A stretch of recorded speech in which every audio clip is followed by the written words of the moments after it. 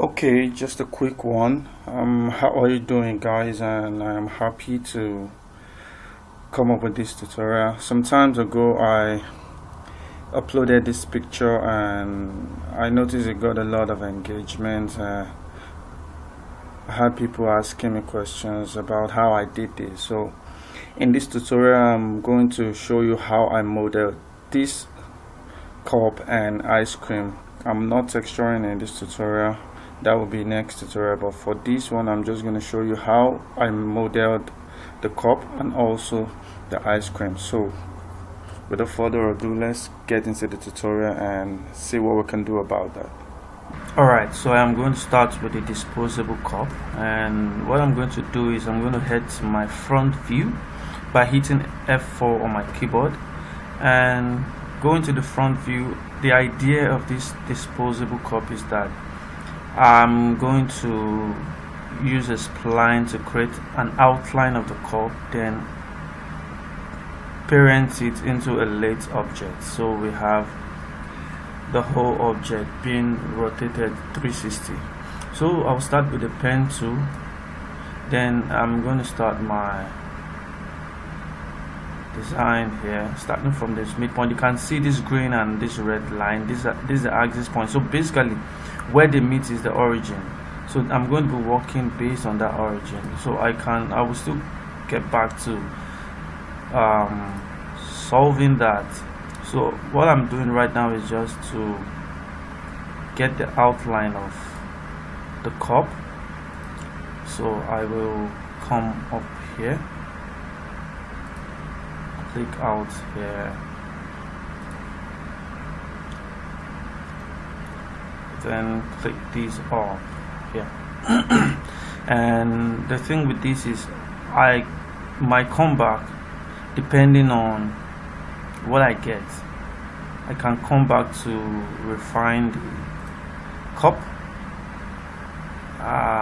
So I have this here, then I'm doing the tip now of the cup. So I want to have a round tip. So basically for me to have a curve, what I'm doing is clicking and dragging. But for you to have a sharp edge, all you need to do is just click. Basically just clicking, you don't need to drag. So here I need a sharp corner, so I'm just going to click and click. Come here, zoom in here, click and click, click, click. But wherever you need a round edge, what you do is you click and drag. So once you get to this point, you press escape to stop. Alright, so if you notice here, you notice that these points are not in place. So I'm going to select my select tool, my live select to select these points. Then I want to move it on the x-axis. Make sure the x-axis is zeroed out. So you can notice it has shifted out. So what I'm going to do is highlight the value, press 0 and enter.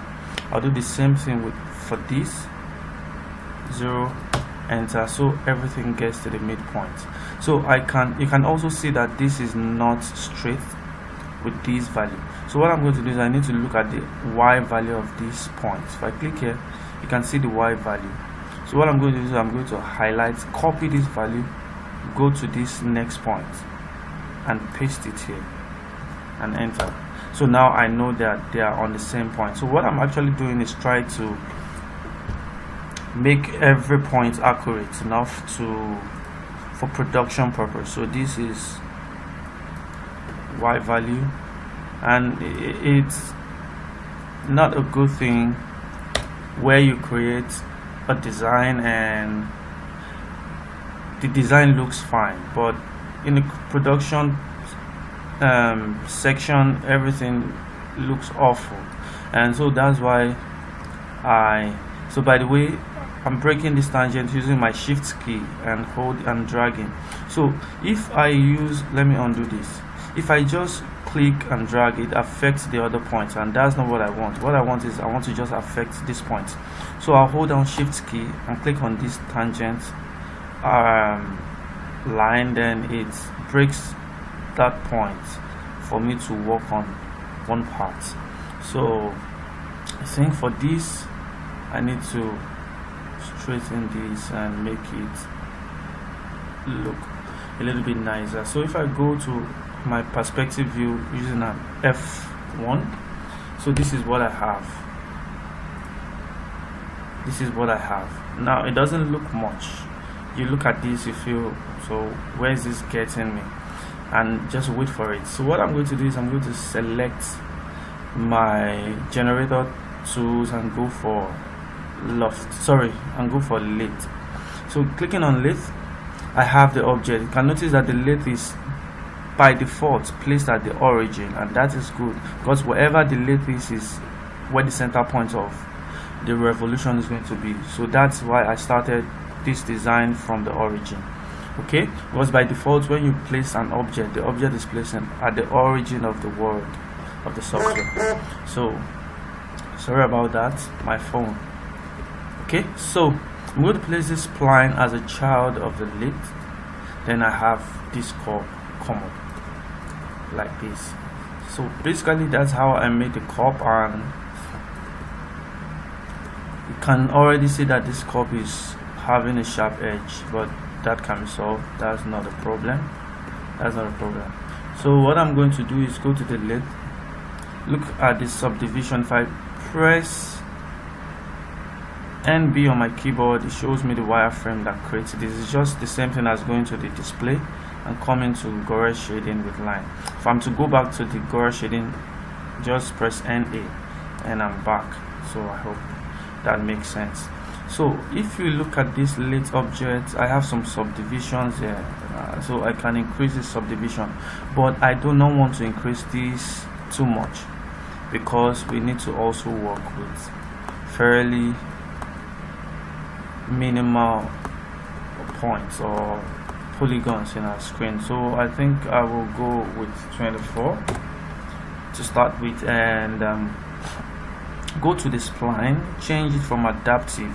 If you can notice, there are parts of the object that has minimal points, and if you go close, there are other parts of the object that has so many polygons, and we don't want that.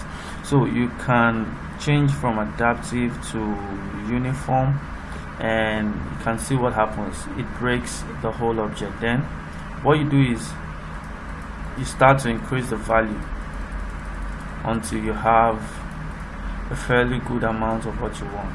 But then look at what we have. I think this is too much. Alright, I think I might go with the adaptive. I think I will go with the adaptive. Then we can solve this in a different way. So we have this copy.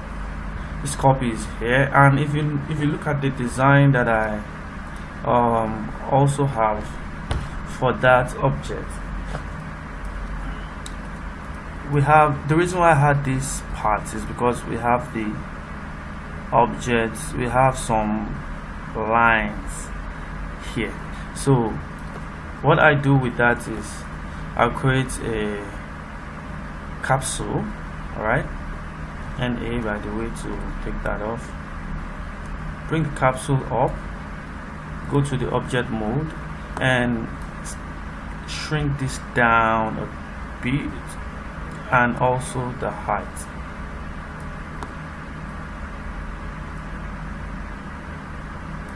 Okay, so we have that. So what I'm going to do now is I'm going to create a cloner object. So by the way, I'm sorry for this. So I'm going to create a cloner object, sorry, a MoGraph. Go to cloner, then I'm going to make this capsule a child of the cloner. Now what happens is that the cloner clones this object in a linear format, and that's not what I want. I want it to be cloned. So let me hide this a bit.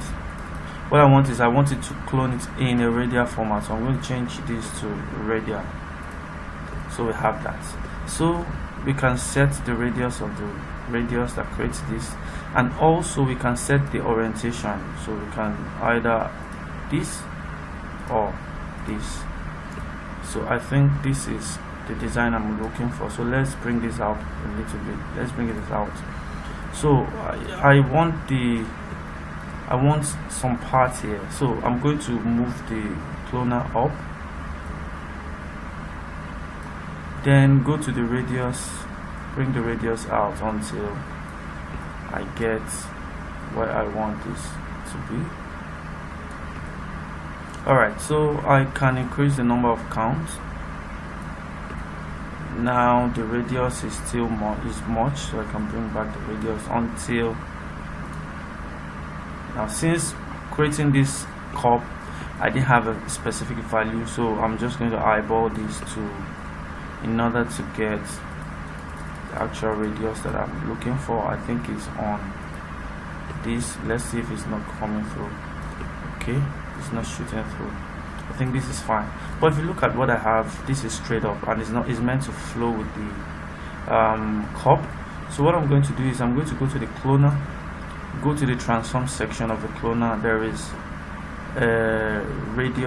a rotation value here. So basically what I'm going to do is I'm going to start to change this pitch rotation. Then I'm going to have this object flow thing. So what I'm going to do, I'm going to be going back and forth with this value and the object. So for me to have these two values together, just paint over these two. If I click and drag, I can paint over these two sections, and I'm going to have both sections here. So this will ease my time. I won't have to be clicking and going back and forth. So I will reduce this value and see if it's not going through. Then if I feel the rotation is not okay, I can come to the rotation, rotate it even more, and I feel this part, you can see that. So I will also still reduce this radius until this top part is fairly in it. Then what I'm going to do is I have to go back to the rotation and bring this back out, then bring the radius out. That's how I'm going to do this until I have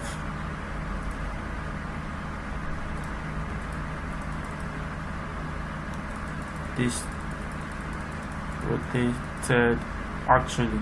So I'm going to bring this radius out until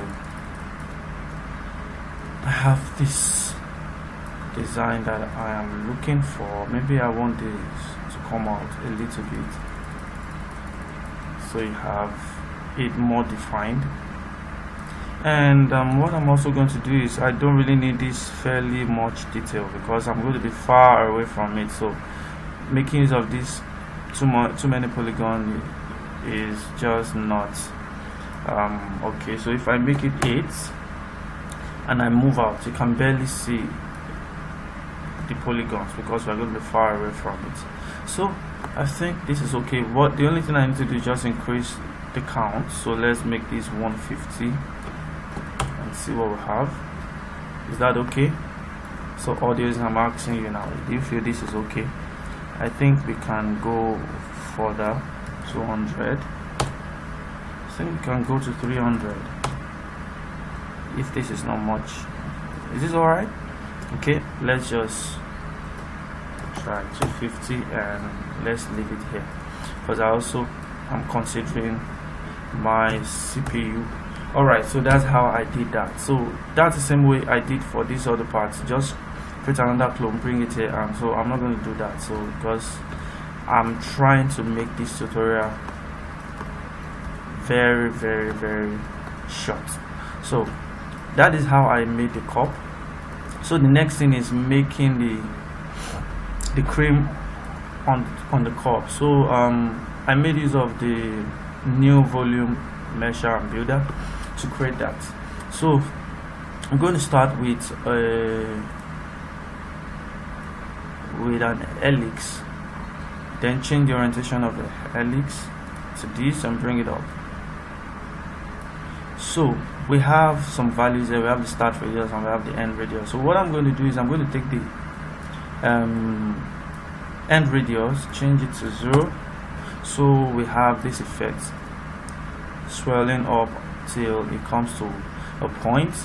Then I'm also going to look at the radius of this cup and try to bring this up a little bit.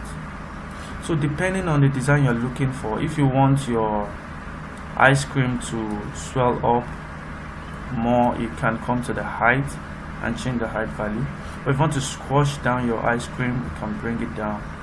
So depending on whatever you want. So this is where I'm heading for. Then I'm going to create another object, a circle object, or a circle spline rather. Then bring this circle spline up and try and visualize this radius. So I feel this radius is fine. Then bring up a sweep object. Sorry about that again. I'm having people ask me some questions. So bring up a sweep object and put the circle as a first child of the sweep, then bring the helix as a second child. So what is happening is that the sweep is taking the first object as the profile and making the second object the path. So I'm having a circular profile along the helix path. So you can already see that this is shooting off of this. So I'm going to bring the helix, start rotation down until I have this. So maybe I would bring down the height. I think this is fine. And another thing I'm going to do is I'm going to bring an oil tank. So you already see I'm working with primitives, and so the oil tank I'm going to make the base of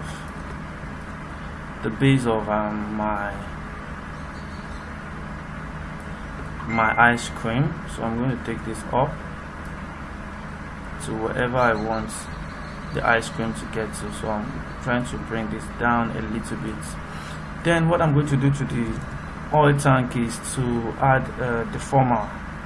Hold down shift, create a displacer, then automatically the displacer becomes a child of it. Then I'm going to go to the shading tab, go to the shader, add a noise, so it breaks this object. You can see the irregularity on it, but this is coming through. So I'm going to select the oil tank, reduce the radius a little bit so that I don't have this. Alright, so another thing I'm going to do is I'm going to hold down the oil tank, press shift and put a taper object. So automatically the taper object becomes a child of it. Then I'm going to change the hierarchy. I want the displacer first before I taper that. So the taper will allow me to increase the radius or reduce it of this. So I'm trying to,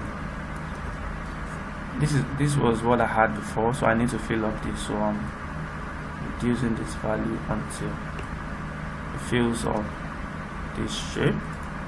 So maybe I will take it out a little bit, and I feel this is fine. Maybe go up a little bit, and that is okay.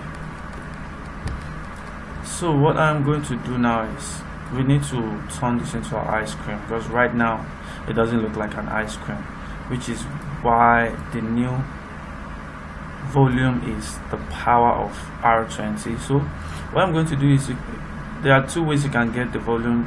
Come to the volume menu, you have it there. You can also come to the section, you can also have the volume builder and volume measure. So any of the method will be fine.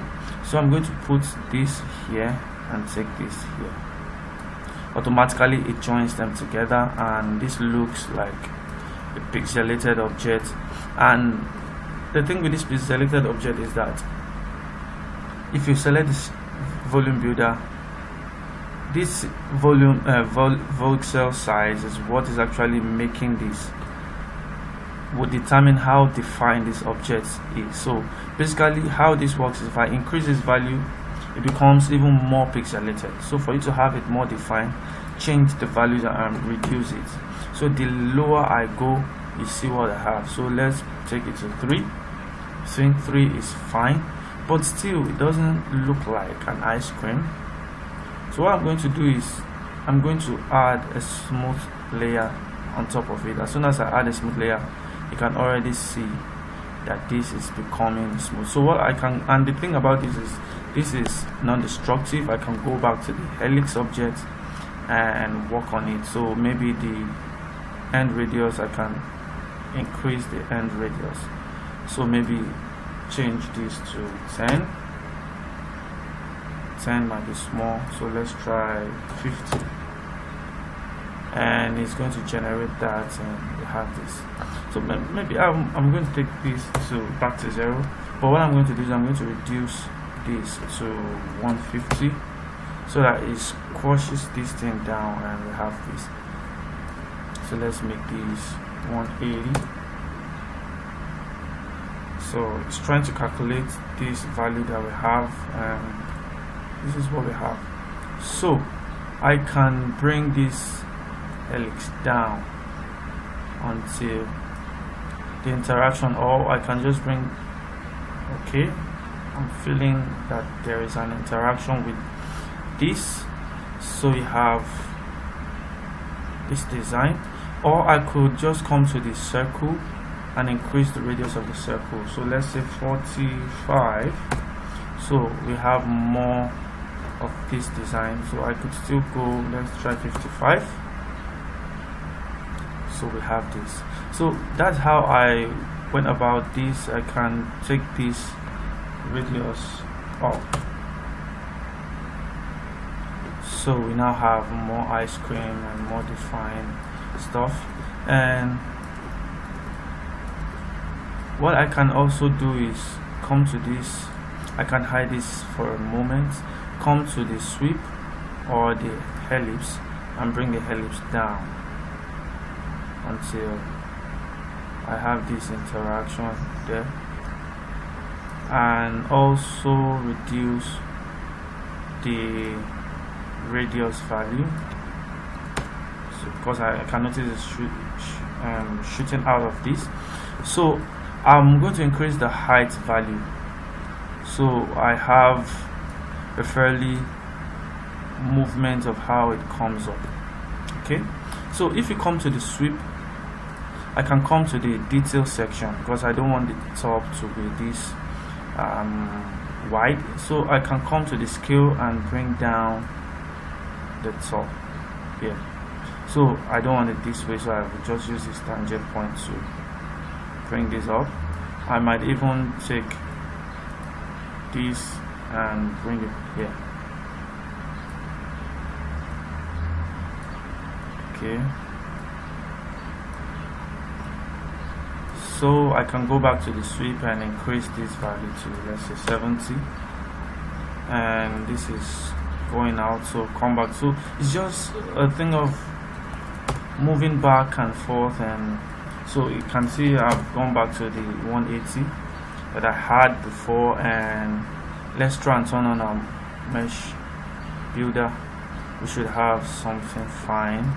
Then I feel the height is much for the helix. I can bring the height down a little bit, let's say 165. So we have this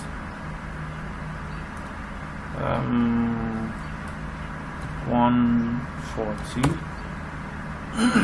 So it comes even further, and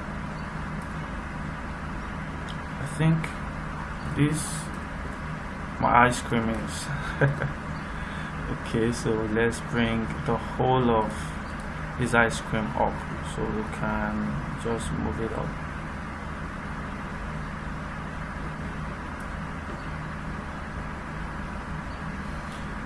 So the software is trying to calculate for that, and so we have this. So for me to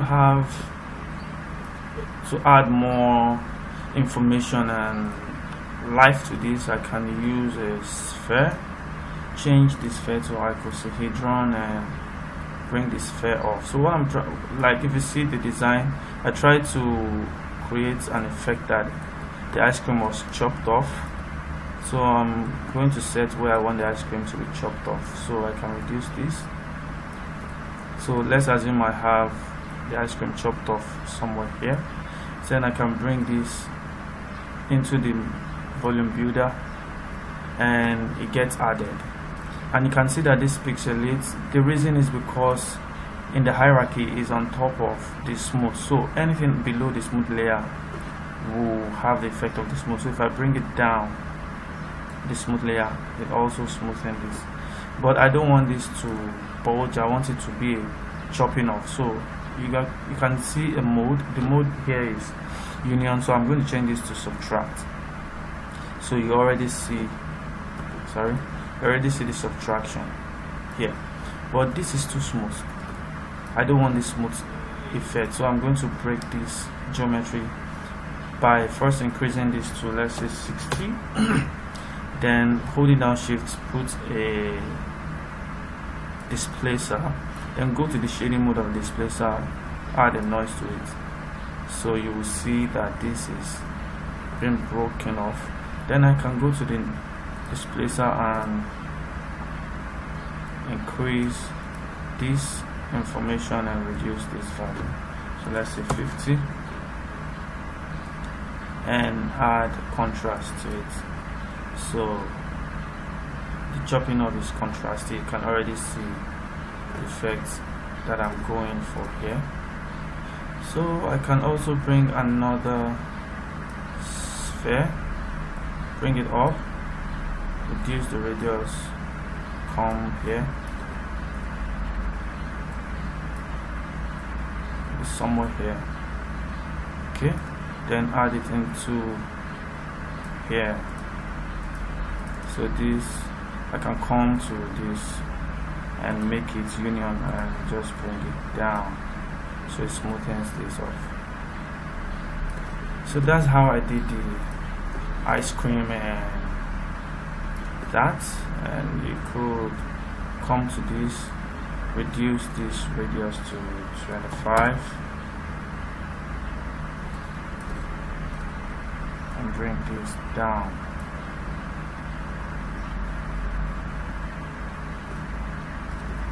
So you can already see the idea. So I can hide this so they can, I don't want them distracting me. And so that's it. So let's select this. So right now, if I'm to render, you will not see anything here. The reason is because this is not a mesh yet.